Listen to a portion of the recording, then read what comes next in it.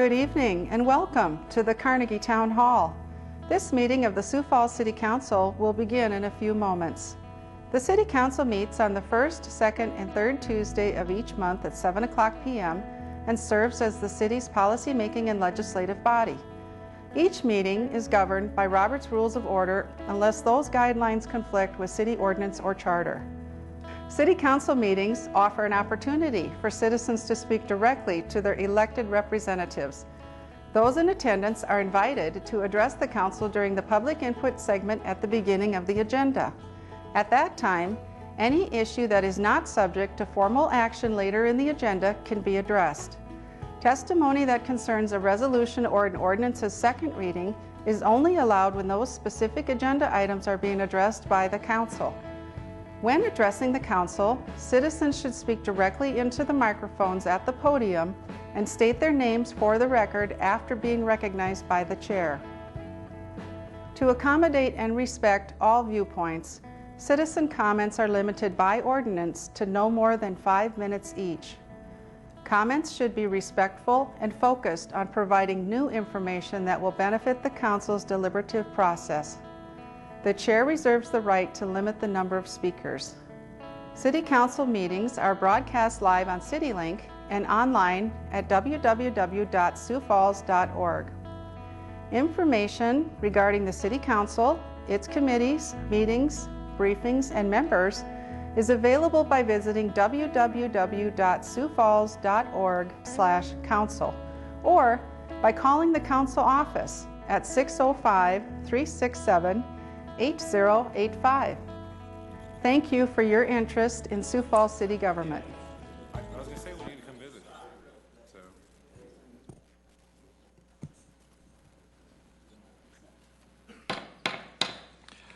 Good evening, everybody, and welcome to tonight's City Council meeting. Today is Tuesday, May 12th, and we're certainly pleased to have everybody here tonight. We'll start our meeting by introducing you to your City Council.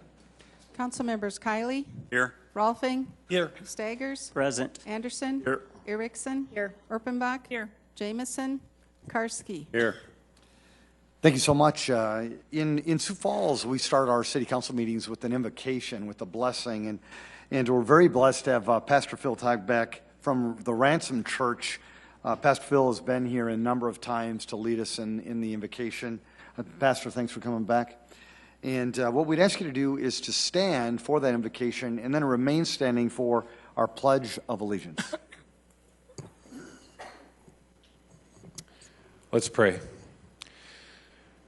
Well, Heavenly Father, when we gather in times like this, it is not an unusual task for your wisdom and your grace and your mercy to guide decision-making. But tonight, I think it more appropriate to simply pause and ask that you would be with the individuals in Delmont.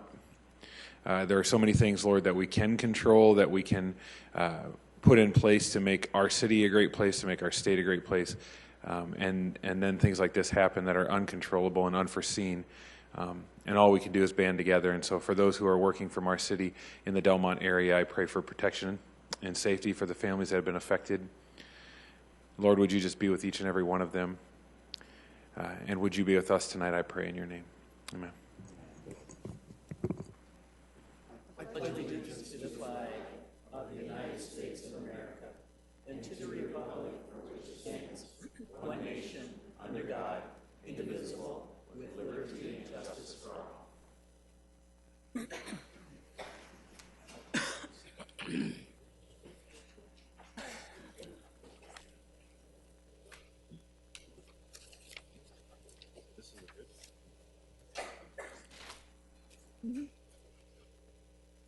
Oh, the guy that's accepting it rode up on a Harley. Oh, I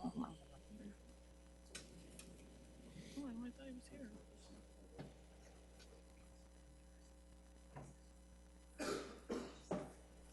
Thank you so much. Is Mark here with the motorcycle safety? Yeah, welcome, Mark. Hi. Mike. Hi. Mark, would you just introduce yourself a little bit and tell us a little bit about your organization, please? Okay, my name is Mark Garrison. I'm with Beta Sioux Falls. I'm from actually Beta Sioux Falls. We're a nonprofit organization. We stand for motorcycle rights. within the state of South Dakota. We have a lobbyist that we retain in Pierre to help monitor legislation, and we have over 2,000 members across the entire state. Mark, thank you. And on behalf of the City of Sioux Falls, I would like to read a proclamation. The proclamation reads, whereas the motorcycle has been an important part of recreation, transportation, and tourism in South Dakota. Whereas the motorcycle has contributed to governmental activities nationally, as well as locally, both in wartime and peacetime. Whereas motorcycle ownership has increased from 500,000 to over 5 million in the United States today. Whereas as a matter of safety, it is necessary to develop skills and awareness of proper habits to handle these vehicles on our highways. Whereas it is important that the citizens of our community be aware of motorcycles on highways, recognize the importance of sharing the roadway, and have a special awareness of the vulnerability of motorcyclists. Whereas education and safe riding habits are worthy of special recognition. And South Dakota is one of the 4 safest states for riding motorcycles in the United States.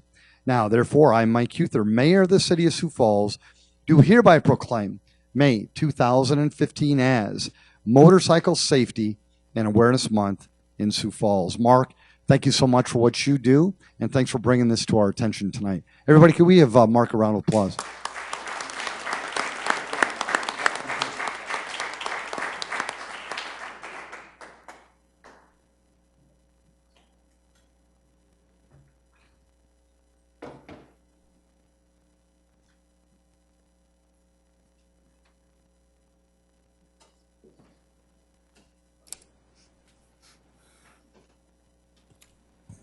Well, thank you. Council, we'll move to our consent agenda tonight. Any items you'd like to discuss? Move to approve, Erpenbach. Second, Anderson. There's been a motion to approve these items that has been seconded. Councilor Staggers? Yeah, just one item dealing with affordable housing. It says something, agreement to assume indebtedness, vendor Volunteers of America. Very good. Councilor Staggers, we'll pull that item and discuss it later. As for the other items, roll call vote, please. Council members Kiley, Yes. Rolfing. Yes. Staggers. Yes. Anderson. Yes. Erickson. Yes. Erpenbach. Yes. Karski. Yes. That is passed 7-0. Then we'll move on to our regular agenda, Council. Any changes to that? Move to approve, Erickson. Second, Kylie. Very good. There's been a motion to approve our agenda tonight. It has been seconded. Roll call vote, please. Council members Kiley, Yes. Rolfing. Yes. Staggers. Yes. Anderson. Yes. Erickson. Erpenbach. Yes. Karski. Yes. Thank you. That is also passed 7-0. Welcome to tonight's meeting. Thanks so much for being here, you folks in the audience. This is a great opportunity for you to engage the council on really any topic that you want involving our city and our people. If it is an item that goes later on in the agenda, we just ask you to wait for that. But if it's anything else, just come forward. And folks, I do need to let you know, I have been informed that the document cameras and the public PC that's up here, I guess they're inoperable tonight. We apologize about that. But, you know, we still want you to come forward and discuss anything that you have in mind. Welcome. And also just introduce yourself to the people of our town. Welcome. Thank you. It's nice to be here. My name is Kathy Brachtolsbauer. I live on Route 5 of the bus system. And I'm here to bring up an idea that's been brought up before, but I have discovered some other people that would like to make their reason to you also. Sioux Falls is so high on so many rankings, and we do so well, and it makes it such a wonderful city in many ways. And we can all be very proud of these many things where we're on the top. And I know we love to brag about them. But one thing I want to point out today that we're on the top, I want you to think about, and it's not necessarily, it has pluses and minuses to it, and that is that we live in a place where we're on the top of the ranking of parents in paid employment. Whether it's a single parent house or both or two parent house, all the parents are in paid employment. And now that's got some really good advantages to it, but there's a major disadvantage, and that means that we're really low on having a parent available during the day to take kids places where they need to go. And so that's something I want you to think about today. In the olden days, like when I was a kid, we would ride our bike or walk and get somewhere, but the city is a lot more spread out, as you know, and kids can't just get places where they need to go like we used to. So what we're suggesting here is that we have a wonderful bus system, and it should be made more available to the children during the day in the summer. And there's another major reason, and that is that we have a very low portion of our children able to take advantage of our summer lunches. And you may have been hearing Feeding South Dakota the last few weeks talking about the meal gap. There's a major meal gap, and even among children in our own wonderful city. And yet we have summer lunches available in a number of locations. And one of the problems is that kids need to get there. And so the proposal here is very simple. We have lunch ready for the kids, we have children who need to eat, and we have buses. So the request now today is let the kids just ride the bus. It's very simple. People will try to complicate it, but it's very simple. Just let them ride the bus. Now, we don't have to reinvent this. Other cities do this. In Charlottesville, Virginia, kids just show their school ID, and they ride the bus. In Sioux City, this is the 10th summer they'll be doing this, and they were very proud to say that they have 11,000 to 12,000 rides over a summer, which looks good on their 5307 form they send in for transportation funding.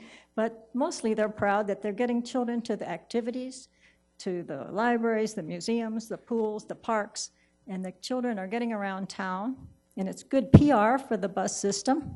People are seeing that there's a lot of value to their bus system because of the children using it.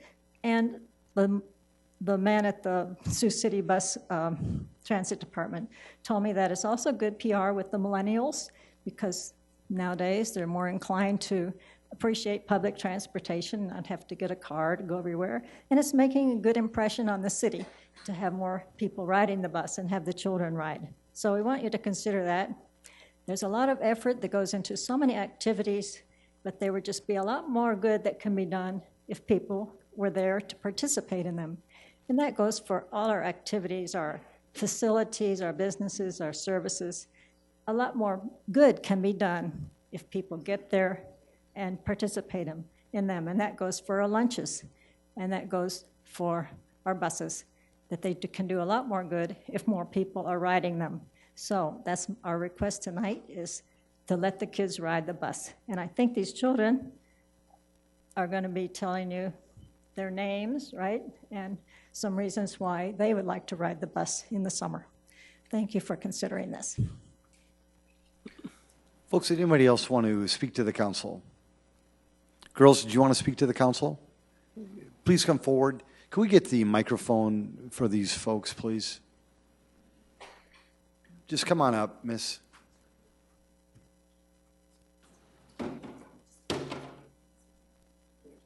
Thank you.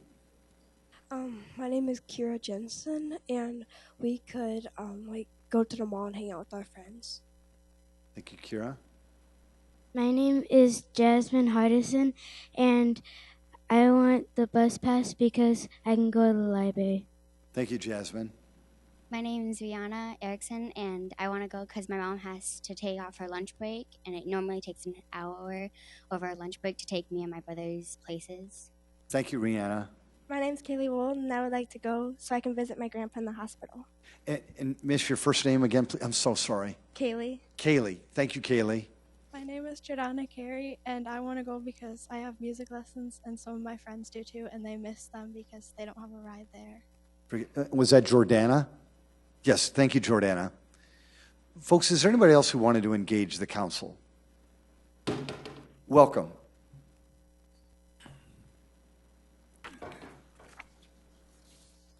Good evening. My name is Melanie Bliss, and I too live on Route 5, but I'm here for another reason. I've been a Sioux Falls resident since 1985, and I'm active in a great variety of community issues, and I've served in public office, and for 13 years and 9 months, I've been coordinator of the Sioux Empire Homeless Coalition. which is a grassroots advocacy organization founded in 1988 that rallies the community's efforts to end homelessness in the Sioux Empire. More than 80 social service agencies and units of government are members of the Homeless Coalition. With more than 600 to 700 persons counted annually in the yearly Housing and Urban Development point-in-time homeless count, we have far to go to reach our goals. The mission statement is the Sioux Empire Homeless Coalition educates the public about the complexities of poverty and homelessness, advocates regionally for a greater stock of affordable housing for residents without homes. Tonight, I will share my 4 takeaway points first.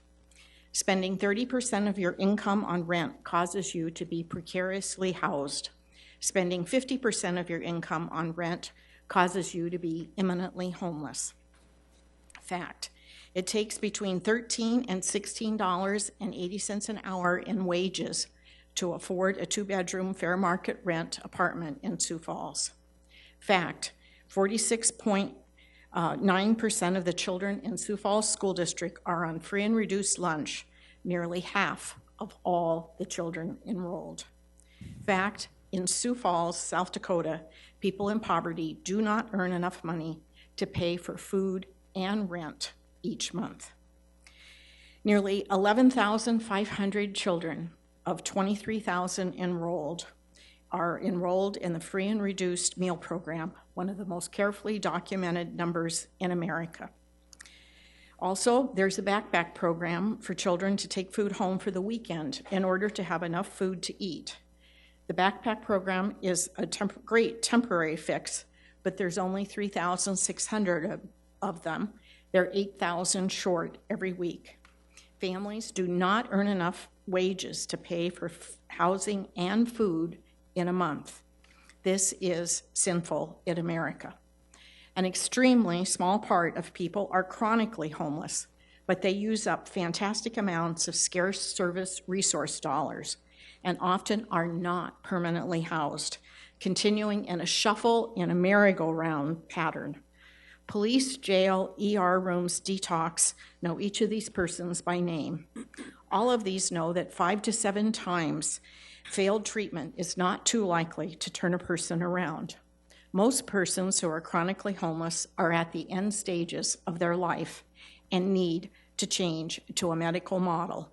The sisters at Baraka House provided hospice care and changed how Sioux Falls looked at AIDS. We need to do the same thing for chronic alcoholism. Efforts are being made to use the national model Housing First, where persons are housed first and then flooded with supportive services, equaling a circle of care to keep them housed, using intense case management techniques. Usually, about 1 case manager can handle about 9 families at the Heartland House. To do this takes political will and wide and varied partnerships of funders, both public and private. Question, what is the takeaway from this talk? What's the fair market rent for a 2-bedroom apartment in Sioux Falls? More than $680 per month. It takes $13 to $16 per hour in wages, more than 2 to 3 minimum wage jobs full-time to afford a 2-bedroom apartment, and a single parent cannot work that many jobs.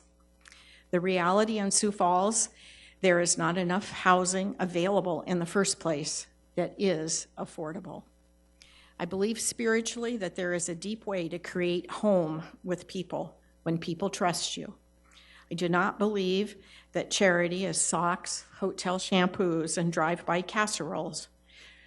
Justice work is what we need in place of charity is justice work, working to remove the barriers and inequalities that keep people from making enough money to afford a place to live, working on the systemic barriers that people are hungry because they do not earn enough wages to pay for housing and food in a month.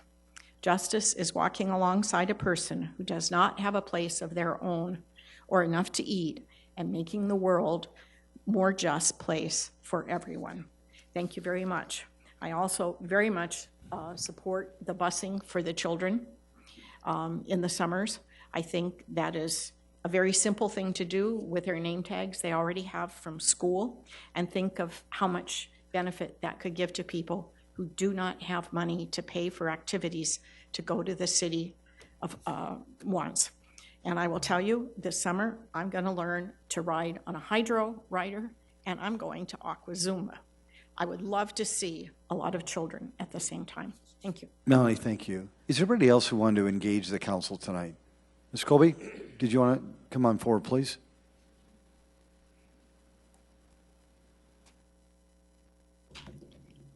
Excuse me. Robert Colby, 1301 South Duluth Avenue. For those that may wish to respond to anything that I have to say in the past or will be saying tonight, I learned something. I like to make numbers usable, and when you say there are 5 million motorcycles in the United States, that means there's one for every 70 people. That's more impressive than saying 5 million. When you talk about rent, I've had a small duplex. This came up because Ms. Bliss talking, and I think half the tenants owe me more than 2 months' rent. I'm a bad Republican, but I didn't come here for that. One of the things I was going to comment about was the county government is constitutional and the city government is charter. And so therefore, you could say the higher form of government is county government. You may or may not be aware that at one time this county of Minnehaha County used to bail the city out by lending them money at the end of every one of their years of the finances would come up short. That was in the good old days, and that's probably about 35, 40 years ago. It was just before I started visiting the county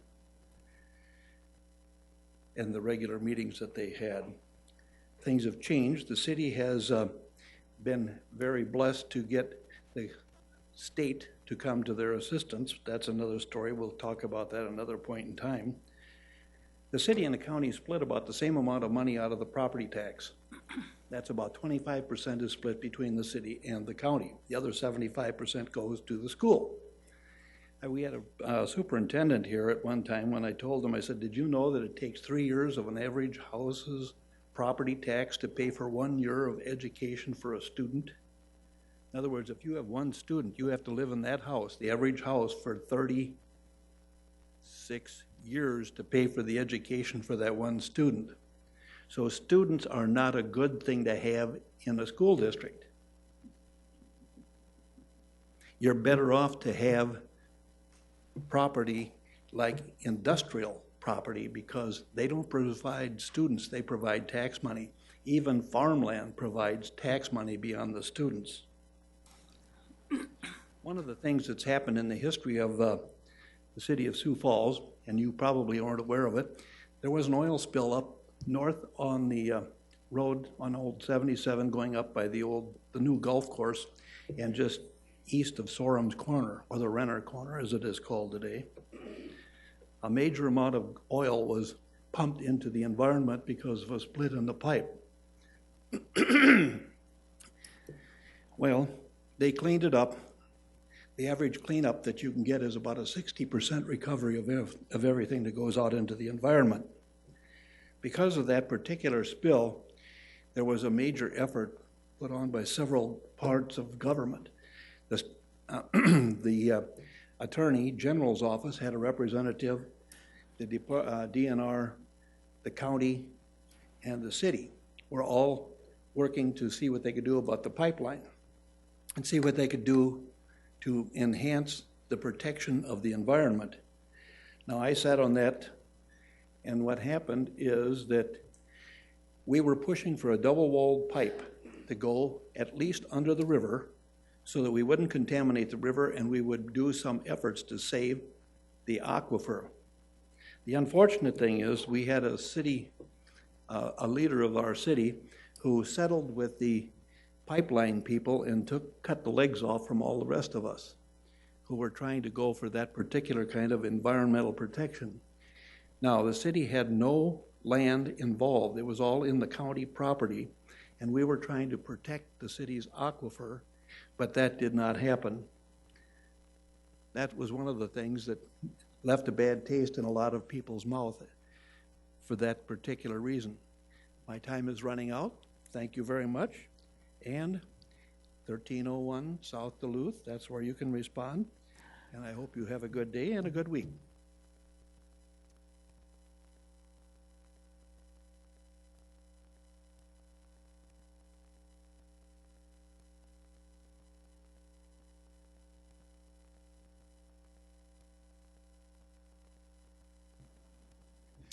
I would agree with Kathy over here. I see a lot of the city buses driving around with not a lot of people on them. So why not just let people that are younger and under 18 just ride them for free with the school pass and let them go wherever they want to. It's a fun city. There's lots of things to explore. Some of them don't have bicycles. Some of them don't have parents that can drive them places. Let them have fun. I was a latchkey kid in Mitchell, and we used to hoof it or ride our bikes everywhere, and there's lots of fun things to do besides sitting in front of a television and getting fat. So I did that now, but when I was a kid, I did a lot of stuff. Anyway, I was watching Mayor Heather's Ask the Mayor the other day. It seems to be that the mayor's under the impression that sweeping the streets are a government handout. Quote, he said on the show, Sioux Falls, we don't have to wait for the street sweepers to come by and sweep our streets. We don't have to. If you get your leaves or junk in your curb and your gutter, hey, go out there and sweep it up.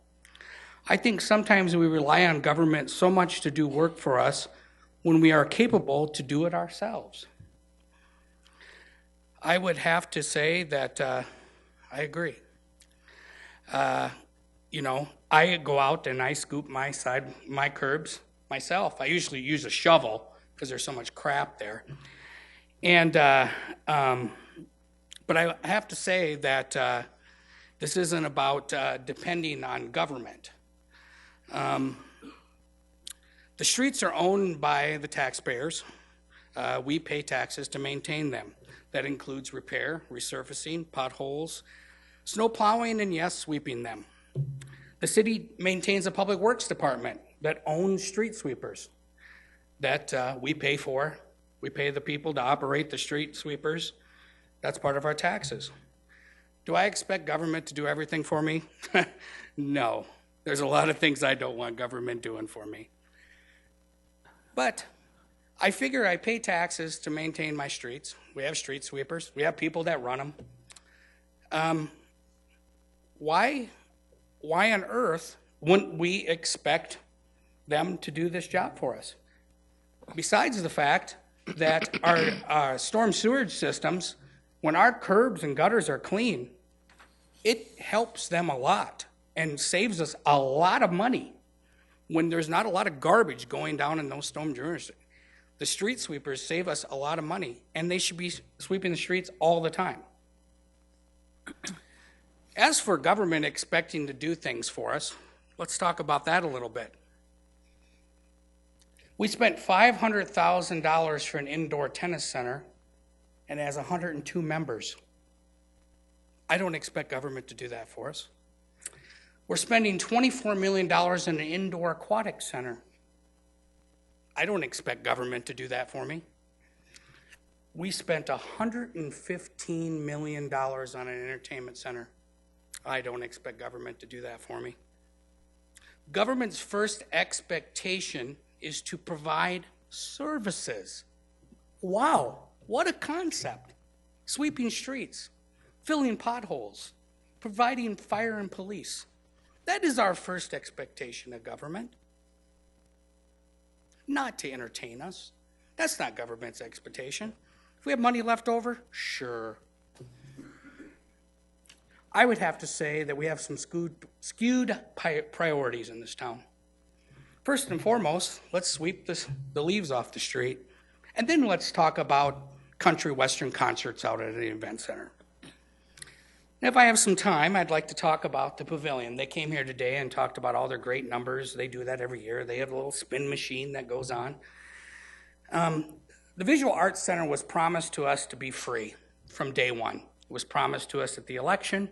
It was promised to us all the way through everything the pavilion's ever done. The Visual Arts Center would be free unless they brought in a special show to which we'd pay an admission. It's not free anymore. I don't go there anymore because I have to pay for a facility that I already pay my tax dollars to support. A place that I've given money to myself and contributed to, and now people can't go there to go see art for free. Regional art. I'm not talking about big shows. I'm talking about regional art. Like the bus service, there's certain things in this community that we should just provide. And having kids come through there and seeing art for free would be wonderful. But for some reason, the pavilion thought that, we can go back on our promise and we don't have to show this art for free. I would hope that the council has the courage to encourage the pavilion to provide free visual art, regional and local shows to people and go back to their original promise. I don't even want to go on and on about all the other things that go on there. I just want to say, go back to your original promise and let us have the Visual Arts Center for free. Let us walk in there on any day it's open and let us see art. That was the promise that was made to us. We have spent over $50 or $60 million on the facility. Tax money. Can we go in there and look at a painting for free? Seriously. Hold their feet to the fire. And I mean it. Hold their feet to the fire. Because they haven't brought in that much money from charging admission, let's be honest here. And lastly, I'd just like to say that I support the cleaning up the Big Sioux River, but you got to go big here. You can't just do it piecemeal together. I've suggested that you need to build a filtration dam and to stop what's coming into Sioux Falls. It's going to take a lot of money and a lot of effort from the feds, from counties, from state government. But don't piecemeal this together and just go along with it. You're going to have to go big. This ain't a little deal. Thank you. Thank you, Scott. Welcome. Sorry, one more tonight. Greg Neitzer, Sioux Falls. I hope I've built a reputation for not being a bomb thrower and someone who does his homework. I also don't care about personalities. I care about policy and principle. I don't take policy differences personally, and neither should you. If I disagree with your policy, it's not an attack on you personally, so I hope you'll take what I'm about to say in that spirit. First, can we please stop attacking those who disagree with your policies as negative, naysayers, picky, and whatever else? These are simply ad hominems designed to shut down debate by discrediting and dismissing those with whom you disagree. Let's debate ideas and policy instead of attacking personalities. No one has a monopoly on virtue. It's possible to be against one of your policies, for example, the event center or the indoor pool, and still be honorable and love the city. Second, your most sacred duty is to uphold the law. You swear to do just that when you're elected. I believe you broke the law when you held your meeting on April 21st. The agenda was not posted online until shortly after 1 p.m. the day before, on Monday, April 20th. It's clear to me you did not violate state open meetings laws, since that only requires 24 hours notice, and that was met in this case. However, your own city ordinance states that an agenda must be posted on the Friday preceding the regular Tuesday meeting. However, you chose to ignore that ordinance. Per city ordinance, the mayor or the city council has the power to call a special meeting whenever, in its opinion, the public business may require it with as little as 24 hours notice. The mayor exercised this power on Monday, April 20th. However, I would assert this was not a special meeting in any sense of the word. This was a meeting held on the same day, at the same time as a regularly scheduled meeting, with the exact agenda, literally a photocopy of the regular meeting agenda that had not been properly posted. Even if this is technically legal, which I have serious doubts about, there's no way you could argue that this meets the spirit of the ordinance. When it comes to ethical and legal questions, if in doubt, don't. I believe you would have been well served to have taken that route and canceled the meeting. Unfortunately, no one in a position of power chose to stand up for the rule of law. Third, government can't work without accountability and transparency. In regards to the event center siding, I continue to contend we have neither. It's been 8 months since the city held a press conference regarding the siding. Since then, nothing. In 8 months. This from an administration who holds press conferences at an almost unprecedented rate. On this particular topic, the silence is deafening. The convenient excuse given is that this is an ongoing legal negotiation. I believe the real reason is most likely because the city and elected officials don't want to admit that enormous errors in judgment were made at the very least, and at the worst there was malfeasance. I can't be sure because only one person on the council is demanding accountability and transparency, and he gets attacked mercilessly for it. I would challenge you to name one substantive thing you as a council have done publicly since this came to light to get me answers. It's very distressing when you realize your elected officials are apparently unwilling or uninterested in holding anyone accountable or getting answers. I've talked to a number of commercial contractors and experts, and they all agree this was a disaster from day one. It was obviously improper from day one, and this is not simply cosmetic. The only people that say this is cosmetic are city officials, and honorable as they may be, they obviously have a hopeless conflict of interest, and if only as a matter of self-preservation, would be crazy to say otherwise. On this particular subject, there's no accountability or transparency. It's one of the most depressing episodes in city government I have ever witnessed. That brings me to my last point, the balance of power, or more accurately, the concentration of power in the executive. The latest example being the rollout of the Sioux Falls Has Jobs program. The council has enormous power if it chooses to exercise it. You are the policy-making body that appropriates funds as well. You have the power of the purse. It's not healthy for city government, regardless who the mayor is, to cede all of the power to the executive. Where are the checks and balances? Where is the accountability for bad behavior? How many times are you willing to be kept in the dark until the last minute by the administration on important city matters?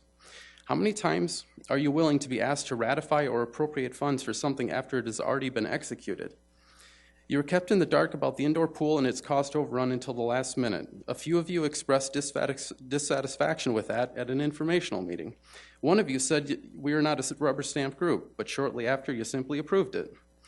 In regards to the Sioux Falls Has Jobs program, we may pay perhaps $50,000 to $100,000 for nothing more than a website aggregator that brings absolutely nothing new to the table. When you ratified that contract, you didn't just spend tax dollars on an ill-conceived self-serving campaign. You effectively ratified your irrelevance and impotence as a council. You also voted your approval for this sort of behavior to continue. When there are no consequences, why would it not? Why would you be surprised when this happens again? Rather than approving the contract, why did you not defund it and pass a resolution censuring the executive branch and community development for flouting the law? When will you exercise the power that you do have? Thank you. Thank you, Greg. Is there anybody else who wanted to speak to the council? Well, thank you all very much. We appreciate your comments.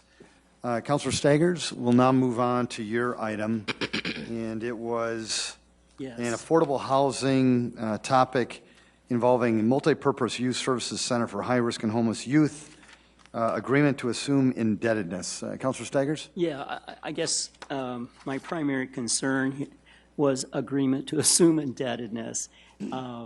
And I do have the agreement here that was entered into on 13 April 2015, several pages long, but if we could have an explanation of what's going on, that would be fine. Sure. My name is Les Kinstead. I'm the Affordable Housing Manager for the City of Sioux Falls. In the early 1990s, the Community Development Department at that point in time made a loan of some $127,000 to the previous organization that morphed into Volunteers of America. That money was used to purchase the land and put a chain link fence around the land where a building was built on West 54th Street, just west of United Rentals.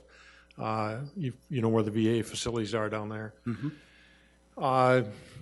In 1995, and I have a letter here, interestingly enough, from Tom Dempster, who was chairman of the county commission at that time, there was an arrangement made between Minnehaha County and the Volunteers of America facility, and the essence of it is that Minnehaha County would contract with them for services to delinquent or youth that were having problems, kids who'd been through the court system, that kind of thing, was part of the overall county's responsibility for the corrections and criminal justice system. That contract went into place, and one of the arrangements was that Minnehaha County would take the debt on that facility, assume that debt, and assume the responsibility for it. It was a 20-year contract starting in 1995 between the county and VOA. That contract continued for 20 years. The ownership of the facility was vested in Minnehaha County. They signed a promissory note. They owned the facility. They signed the agreements. The binding people standing behind the debt was Minnehaha County. When that contract expired in 2015, the decision was made between Turning Point between VOA and the county to reverse that transaction. The county, since the contract was no longer in effect, the property had to go back to Volunteers of America. And so what this does, or what that contract does, they've already signed the mortgage, they already signed the promissory note. This agreement is our way and the city's way of holding them to the terms of that agreement for a longer period of time. So Minnehaha County has transferred ownership of that facility to VOA, and this contract is the culmination of that process. Councilor, any questions of Les? Well, how much longer is this contract valid for? The contract, it would be valid until the loan is paid off, with, as is the case with all of the nonprofits that we deal with. We do not have a loan that has payments or interest rate on it. So long as the facility that's been funded is used for the original purpose, that mortgage stays in place. So that contract will be in place for as long as that facility continues to be used to provide services for youth. Okay, and then on the our paperwork here, it has agreement to assume indebtedness. So if they say, well, we're out of business, that means the city has to assume it. Is that fair to say? It would be the same if they went out of business as it would be with anybody. The city would not be assuming the debt. There would be whatever legal action could be taken to enforce the original mortgage on the property, the original indebtedness. It wouldn't be a case of the city assuming the debt at that time. So why are we doing this? I guess because if we're not assuming the debt, and because we're doing it because the reason for having that is that they will, it's an agreement between the city and them that says we will use this in perpetuity as a youth facility. And without that agreement, there's nothing to enforce that. That's why it's being done. And it's a standard when we give money or loan money. I shouldn't say give money. We don't give money to anybody. It's all either loans or long-term arrangements like I just described. With all of that, there's an agreement between the City of Sioux Falls and whoever receives the money for what's going to happen in that. And that's what this is. It has nothing to do with us assuming anything. It is moving the obligation from Minnehaha County to Volunteers of America, where it originally was, by the way, in 1992. And if I could, do you have any insight as to why the county did this? I mean, do I have an insight as to why the county did this? Yeah, why they've had it for 20 years, and now they say, we don't want it anymore, and now we're going to get I don't involved. know the negotiations that took place between Minnehaha County and VOA. I'm not privy to those discussions, Councilman.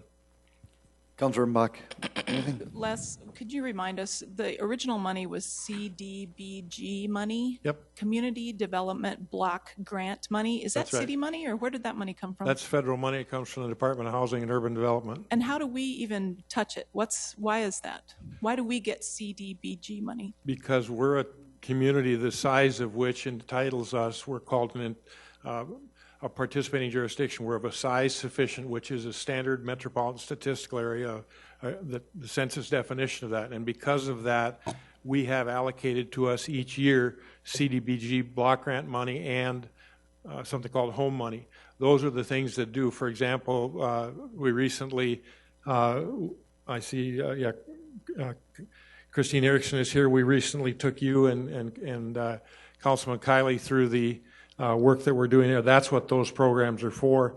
Back 25 years ago. That was used in a broader way by a previous administration. At this point, we do not have any more of these type of documents or these type of monies going on. So, answer to your question. Is it safe to say that it's federal dollars that are supposed to be used for the benefit of the community? It is not local tax dollars. It really is a program that we kind of act as a funnel for. Yeah, that's and we right. participated in this program many years ago. We're not involved in the indebtedness in any way at this time, or will we be in the future. This is just us watching over that federal dollars that we helped funnel into an amazing community program years ago. That's a fair statement. That's very correct. You'd be I would right move on. approval, Mr. Mayor. Second, Karski. There's been a motion to approve this item and has been seconded. Councilor Staggers? If I could just clarify, so I know how I'm going to vote. We're not going to get stuck with anything. No, in fact, without the agreement that's in place, we're in a less favorable position than if the document is signed. A roll call vote, please. Council members Kiley, Yes. Rolfing, Yes. Staggers, Yes. Anderson, Erickson, Yes. Erpenbach, Karski. Yes. That is passed 7-0. Thank you. Item 14. Item 14 is a second reading, an ordinance of the City of Sioux Falls, South Dakota, providing supplemental appropriations.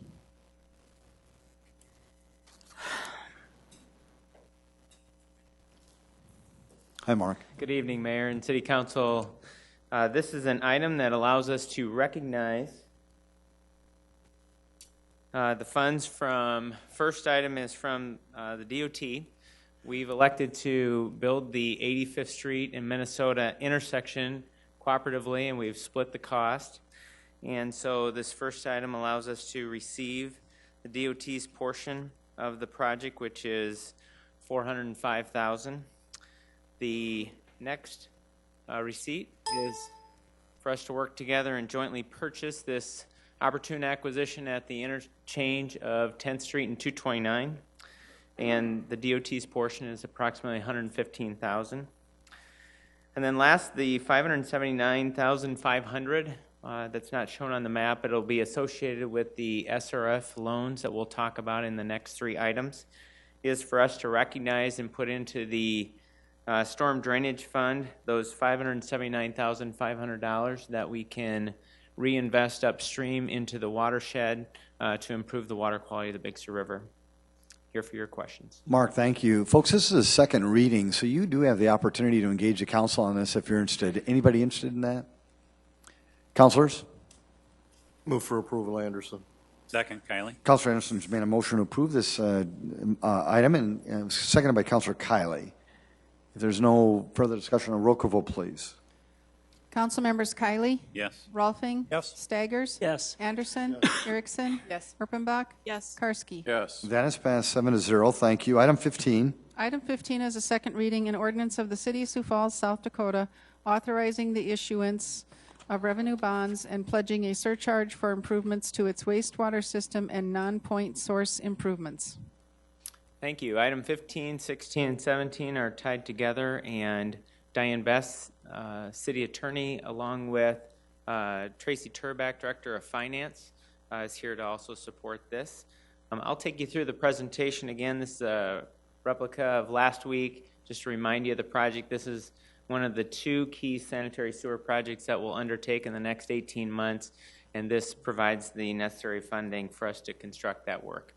A quick look back in 2010, after the sanitary sewer collapse, we identified 3 tiers of necessary projects. We've gone through all of Tier 1, which was 8 projects that equated to $20 million. We're in the midst of completing the Tier 2 projects of that assessment. There's been 14 out of 25 that have been completed. This will roll up to a total of $89 million. We'll complete this within the next 10 years.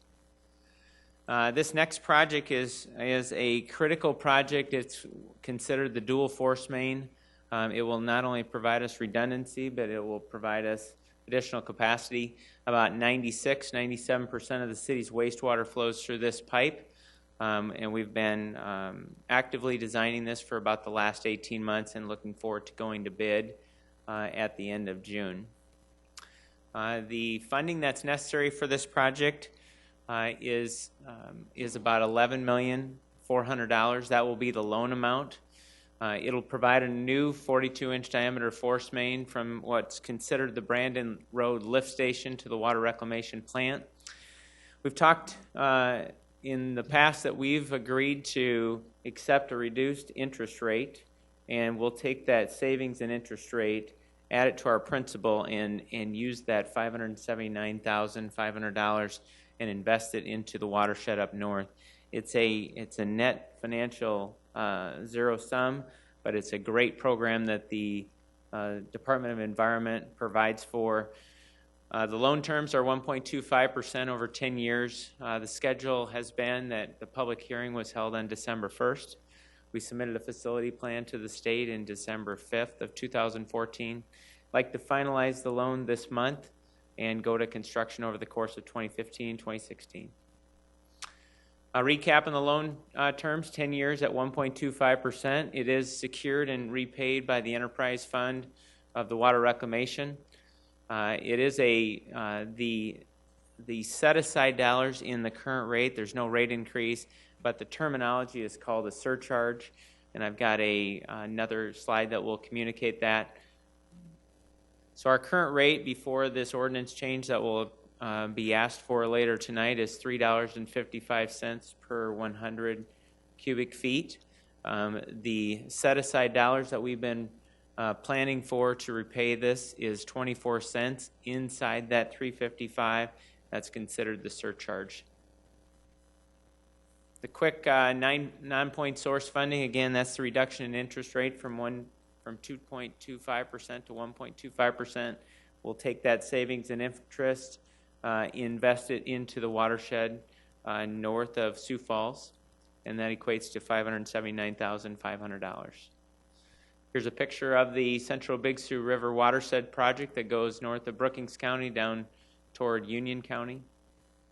A number of best management practices are being implemented. We committed at the informational meeting that over the course of the next month we'll have Jesse Nyans on our environmental team come and provide more insight on where those dollars are being targeted. And with that, I'm here as well as Director Turback as well as Diane Best. Diane, Tracy, Mark, thank you so much. Appreciate that. Folks, and again, second reading. Anybody interested in engaging on this topic? Very good. Council? Councilor Staggers? Mark, are we talking the surcharge just for Sioux Falls residents, or are we also including Brandon and other towns nearby? One of the critical pieces to enact a surcharge, it has to greatly affect the greater good. This is considered a regional asset as we determine it, which has either the ability to convey or does convey regional wastewater. So this surcharge will be a portion of the rates that are today charged to Sioux Falls and outside customers. Just understand that it's not an add. It's already been planned in our rates. There's a financial benefit for us to actually identify what portion of our rate will be dedicated to repay this loan. Also, too, some people would say that since we're not having a rate increase, we've been overcharged for a number of years. How would you respond to the citizens being overcharged? They haven't been overcharged. Like I'd said before, far before we even start to build projects, we have to start the design, we have to negotiate easements. There are costs that we've already expended to bring these projects forward, and so it's been a delivery mechanism that we've used for some time. And so just like now, our current rates are already looking forward 10 years. And so we're not looking at just our rate needs and our revenue needs in a one-year vacuum. There's a long, as you guys have sat through rate reviews, that consider a 10-year capital plan and what those revenue targets need to be, what those reserve targets need to be. So there hasn't been an overcharge. It has been the minimum revenue requirements that are needed to operate the facility and build the projects. Councilors, yes, Councilor Urbanbach. Yes. Thank you, Mark. let's talk just for a minute about that money that we're going to put in upstream. We were charged this evening with stopping doing little bits and pieces that our little bits and pieces are not effective on the river water quality. I read something today that said the Big Sioux River is the 13th dirtiest river of its size in the United States. Can you talk about what these little bits are doing and what's the effectiveness of that project that we're talking about when we keeping cattle out of the river and those kinds of things? What's the ROI on that? What's the return on investment? It's key. I think the two greatest impairments that we're aware of in the Big Sioux River is sediment. So we have a lot of agricultural land that today, in some of the rains that we just received this last weekend, if there's not adequate filter strips, we're going to get some erosion into the river, and we're going to get what we call suspended solids. Second thing is E. coli, and that's all the wildlife, not just cattle, and it's pet waste. That's why we're enacting a pet waste. But suspended solids and E. coli are two things we really need to tackle. And what I think we're going to see really in the next 10 to 15 years, we're going to see the EPA take a much greater focus on additional constituents to take out of our wastewater, which will raise our regulations, but also what are some additional steps that we can do with the land along along the rivers, but also right in our own town in the detention ponds, where we direct rainwater to go and be held. For years, it's been adequate to just have detention ponds. We're going to see additional measures needed to be put into those ponds to further clean.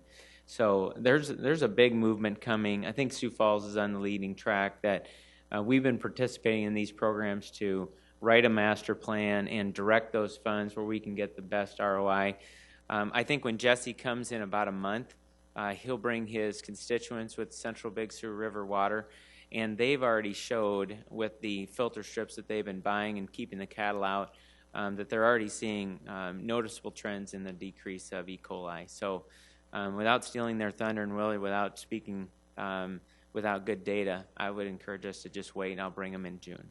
If I might just follow up, I guess I come from that school of thought of every little bit helps, and I guess it's important for us to understand that the little bits that we are doing is making a huge difference. We are going to hear more. Huge. But I think it's also important for this council to understand, we've talked a lot about water this afternoon and this evening, and I think that this piece of that project is really critical, and I just urge my colleagues to vote yes. We need to do this. Councilor, with that in mind, would you mind? Yes, I would move approval. Thank you, Councilor. Second, Anderson. Thank you, Councilor Anderson, Jr. Is there any more discussion on this item? Councilors, thank you very much. A roll call vote, please. Council members Kiley? Yes. Rolfing? Yes. Staggers? Yes. Anderson? Erickson? Yes. Erpenbach? Yes. Karski? Yes. Thank you. Then it's passed 7-0. Item 16, Tracy. Item 16 is a second reading and ordinance of the City of Sioux Falls, South Dakota, providing for a surcharge for a project to make improvements to its wastewater system and for non-point source facilities, improvements, and activities for payment of revenue bonds and yearly review of rates. Good evening, Tracy Turback with the Finance Office. The ordinance that you just approved authorizes the borrowing of those dollars under the SRF program and pledging a surcharge for the repayment. The second of the third or three ordinances that you're going to be asked to approve tonight, item number 16 actually provides in ordinance that surcharge that would be used to generate revenue then to repay that SRF loan, and establishes the rate that would be assessed to the customers. And as Mark mentioned, that will result in a decrease in the normal rates in the same exact amount. So this ordinance puts that surcharge into place, and then when we get to item 17, I'll explain the third piece of this. Tracy, thank you, and welcome back. Nice to have you here. Thank you. Folks, did anybody want to engage the council on this topic? Very good. Councilors? Move to approve, Erpenbach. Second, Karski. Councilor Erpenbach, thank you. Councilor Karski, thank you as well. If there is, yes, Councilor Staggers, go right ahead, sir. Yes, Tracy, what we're dealing with right now, we can go ahead and do that without number 17, can we? Is that fair to say? In other words, we don't necessarily have to have a surcharge in a code. We can simply go ahead and do it with, as a city council. Is that fair to say? I'm afraid I don't follow your question, Counselor. Well, number 17 in the agenda here talks about putting this idea of a surcharge in code. Well, Item 16 is actually establishing the surcharge. Section for the 1 bonds, for those bonds, is that right? That we're going to be paying off. Repay the SRF loan. Yeah, right. So, I mean, we could go ahead and do it without having number 17. Because, well, that's what we're doing. We're saying we're. Councilor, if it is item 17, would you mind until we got to that item? Well, I think things are out of sequence, actually. Why would you have 16 before 17? Because 17 provides for this being in code. I mean, that's what I'm asking. Okay. All three of these are ordinances, so in effect, they all three will go into, as you're saying, the code, the city code of ordinances.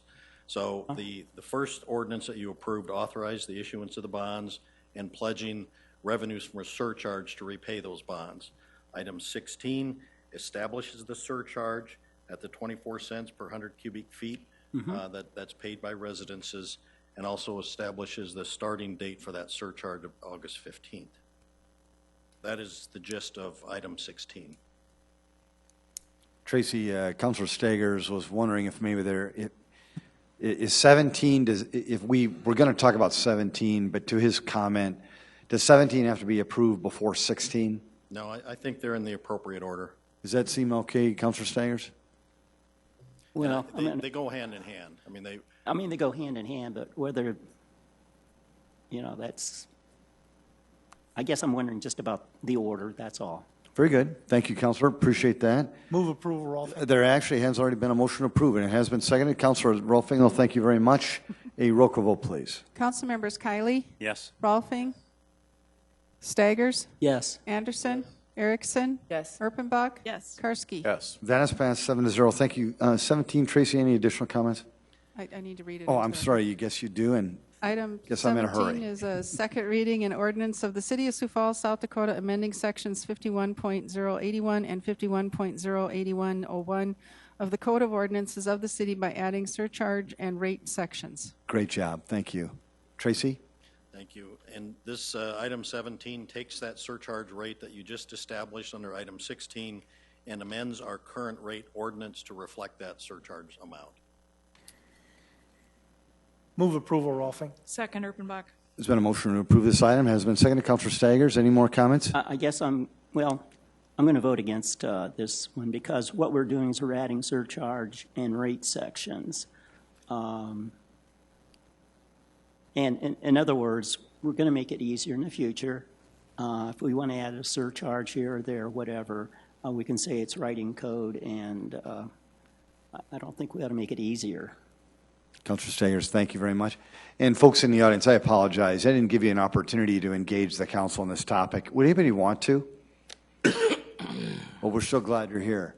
Would anybody want to make a Yes, Councilor Karski. We already did. I know we did.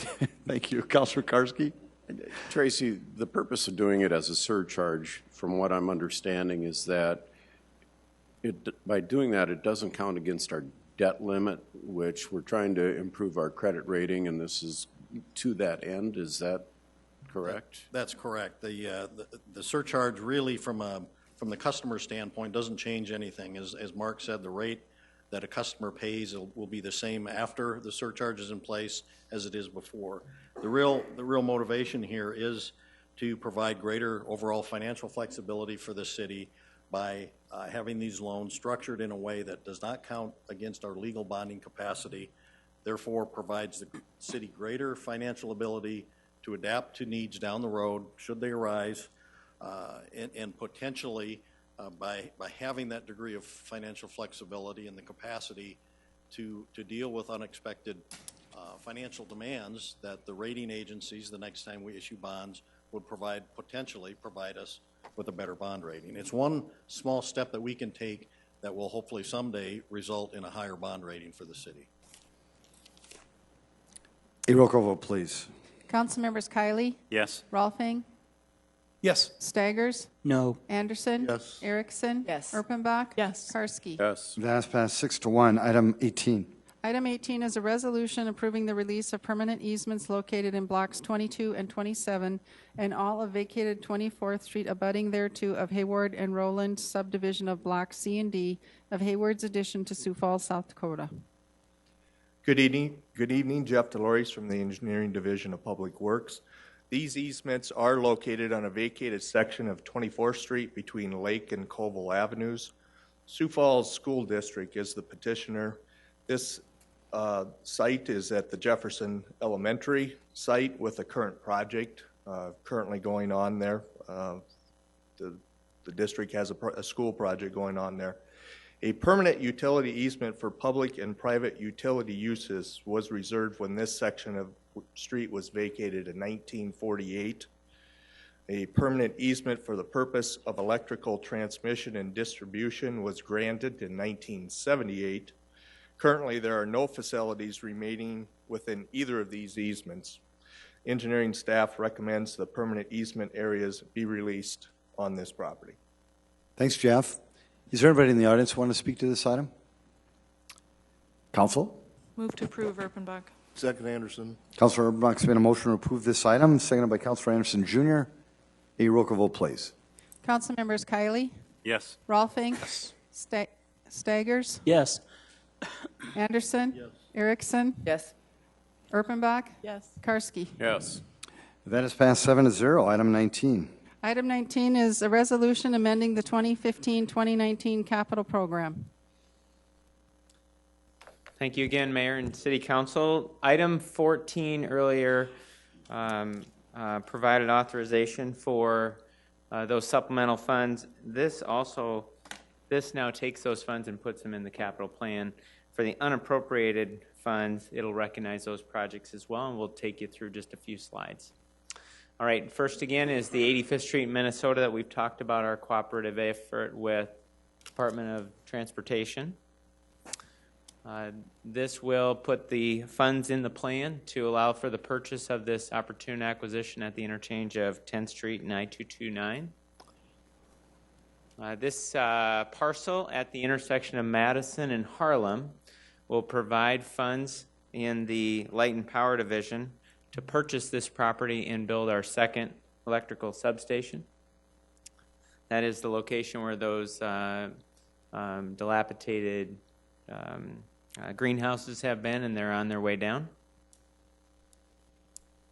Water reclamation. This is a project to open up the next industrial park.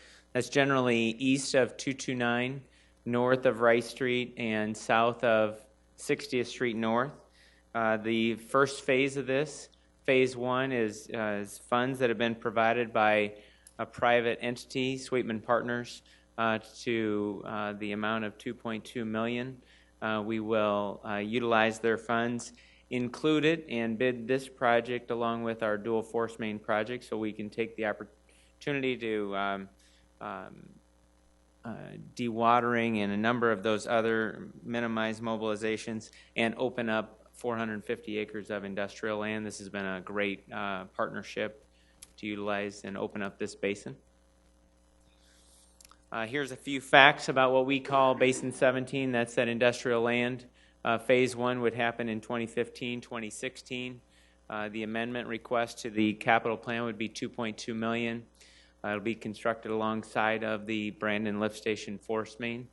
It's about a half mile of 18-inch diameter sanitary sewer pipe. It'll open up, as I said, 450 developable industrial acres. It'll be bid by the city and paid by the developer. Phase two, which we have in the later stages of our capital plan, would build the remaining portion and ultimately open up the rest of this basin, which will be close to another 400 acres.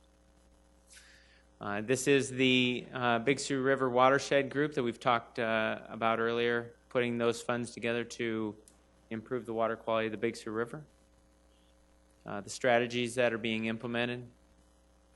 And Amy with the Health Department has a piece of equipment that they need to purchase. Amy?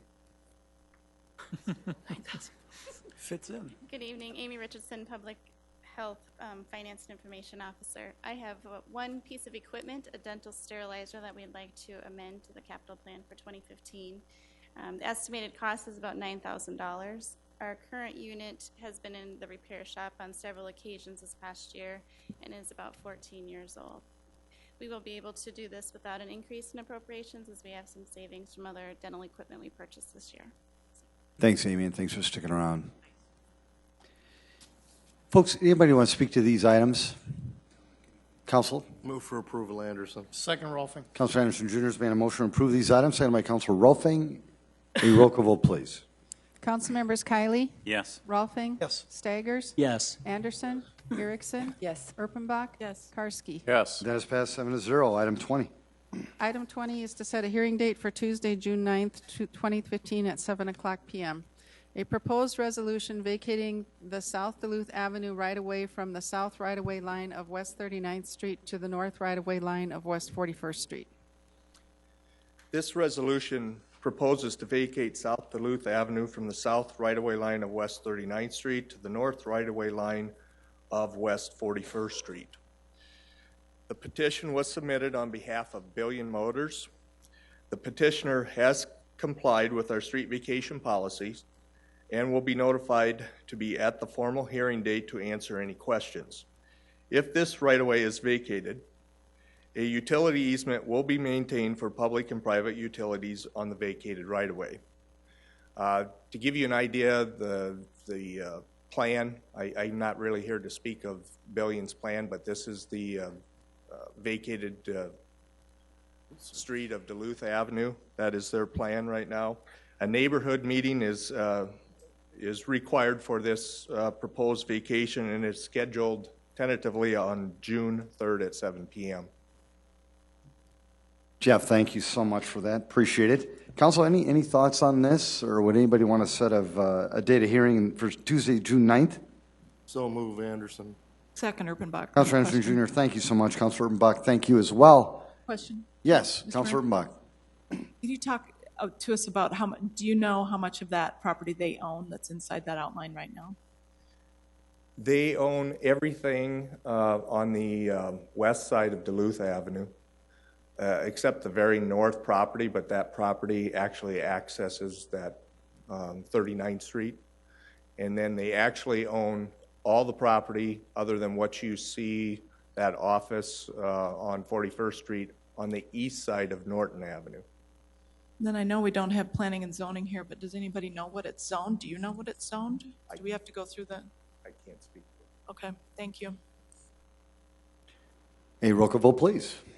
Council members Kylie? Yes. Rolfing? Yes. Staggers? Yes. Anderson? Erickson? Yes. Erpenbach? Yes. Karski? Yes. That has passed 7-0. Item 21.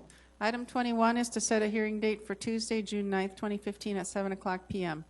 A proposed resolution vacating the unnamed street right-of-way from the south right-of-way line of East 60th Street North to 476.71 feet south as shown on the attached exhibit. This resolution proposes to vacate the unnamed street right-of-way. This right-of-way is located west of the intersection of Cliff Avenue and 60th Street North, and again runs approximately 475 feet. This petition was submitted by Michael Sheehan on behalf of Sheehan Mac Companies. The subject right-of-way does not serve as a street use currently. If the right-of-way is vacated, a utility easement shall be maintained for public and private utilities on the vacated right-of-way. The petitioner has complied with our street vacation policy and will be notified to be at the formal hearing date to answer questions. A neighborhood meeting is not required for the proposed right-of-way vacation. Engineering supports this vacation. Thank you, Jeff. Team, would you want to set a hearing date for Tuesday, June 9th for this item? So moved, Rolfing. Second, Kylie. Councilor Rolfing, thank you. Councilor Kylie, thank you as well. A roll call vote, please. Council members Kylie? Yes. Rolfing? Yes. Staggers? Yes. Anderson? Erickson? Yes. Erpenbach? Yes. Karski? Yes. Thank you, Council. That has passed 7-0. Item 22. Item 22 is to set a hearing date for Tuesday, June 9th, 2015 at 7 o'clock p.m. A proposed resolution vacating a portion of the South Kenton Lane right-of-way as shown on Exhibit 1. This resolution proposed to vacate a portion of the South Kenton Lane right-of-way. This location is near the 85th and Western intersection. A petition was submitted by RMB Associates and signed by all the adjacent property owners. The petitioner has complied with our street vacation policy and will be notified of the formal hearing date to answer any question. This right-of-way has never been used for public travel. If this right-of-way is vacated, a utility easement shall be maintained for public and private utilities on the vacated right-of-way. A neighborhood meeting is not required for the proposed vacation. Engineering supports this vacation. Thank you, Jeff. Would anybody want to set a date of hearing for Tuesday, June 9th for this item? So moved. Kiley. Second, Karski. Councilor Kiley, thank you. Councilor Karski, thank you as well. Yes, Councilor Rolfing. Jeff, they plan to use those as additional lots? Is that it, or what? I would suspect that's probably part of their plan. This was at one time a subdivision plan that included a roundabout of sorts here. That plan has been scrapped, and that's why that additional right-of-way is there. Okay. And I would assume that they would use that as they see fit in development. Okay.